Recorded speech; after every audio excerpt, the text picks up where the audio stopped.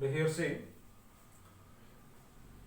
a block is moving down on rough inclined plane. A block is moving down on rough inclined plane. Rough inclined plane. On this block along the plane, what are forces? Actually, weight of the block mg downwards, and a component of weight mg cos theta perpendicular to plane, parallel to plane mg sin theta. Opposite to it is act as applied force. Opposite mg sin theta, friction acting upwards. Okay, here block is moving down, so here kinetic friction is acting upwards. Then what is the net force acting on the body? Here what is the net force? That is called downward force. Okay, and the force required to move the block downwards. What is the force formula? Force down.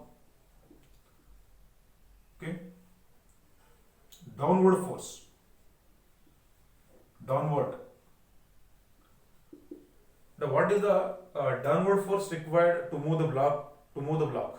Okay. Now what is the force required to move the block downwards? The force value, net force on this block, net force value mg sin theta minus fk. It is mg sin theta minus fk. Fk means kinetic friction. Kinetic friction mu k into n.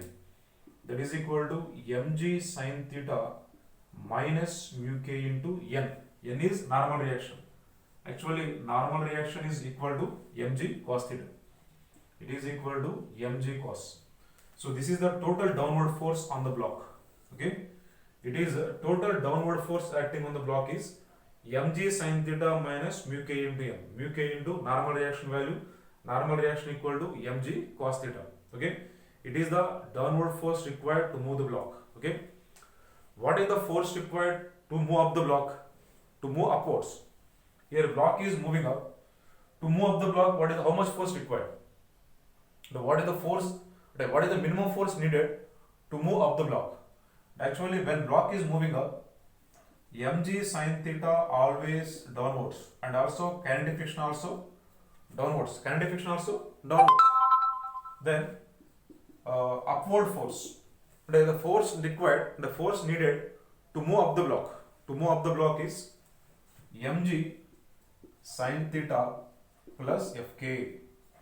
That is equal to mg sin theta fk. Fk value mu k into normal reaction. Mu k into mg cos theta. This is the downward force required to move down the plane.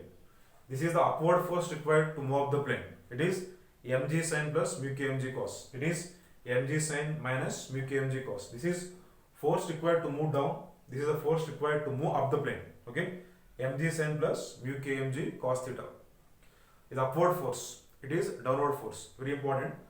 To move up the plane, this much force required. To move down the plane, this much force is required. Okay, boss?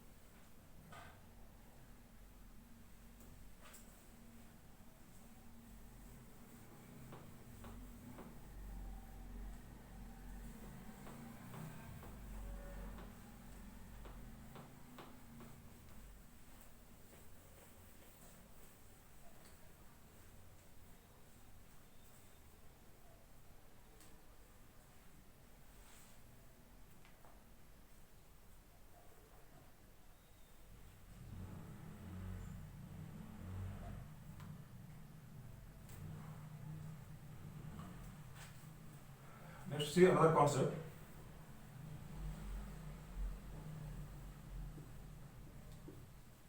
A body projected up with velocity v1 from bottom of the plane. A body projected up with velocity v1 from bottom of the plane on rough inclined plane. It is rough inclined plane. It is rough inclined plane. Okay, and a body projected with velocity v1 okay, with velocity v1 from bottom of the plane, then it goes to maximum distance, okay, and again it is falling down and reaches the bottom of the plane with velocity v2 and reaches the bottom of the plane with velocity v2. What is the ratio of v1 and v2? What is the ratio of v1 v2? Okay, the question is once again, a body projected with velocity v1 from bottom of the plane and again sliding down and reaches the bottom of the plane with what velocity? v2, and reaches the bottom of the plane with velocity v2. Then what is the ratio of v1 v2 was? What is the ratio of v1 and v2? Okay, now for initial velocity given v1, after traveling some distance, finally it is stopped and final velocity 0. But from equation v square minus u square is equal to 2as. Okay, v square minus u square equal to 2a into s. V is final velocity v. Initial velocity, and while moving up, it is moving upwards. Okay, while moving up, after traveling some distance, it is stopped. After traveling distance L, its velocity 0. Initial velocity v1 square 2 into when body moving up on rough inclined plane, what is the retardation value? Minus g sin theta plus mu k g cos theta into distance traveled. Distance traveled is what? L. Okay. Now both sides minus cancel. Therefore, v1 is equal to v1 square. Okay. Now v1 value under root of 2gl into sin theta plus mu k cos theta. Okay. This is v1. And after reaches top of the plane, again body sliding down. What is initial velocity here? Again body sliding down. Here initial velocity 0. Final velocity v2. Okay. While moving down,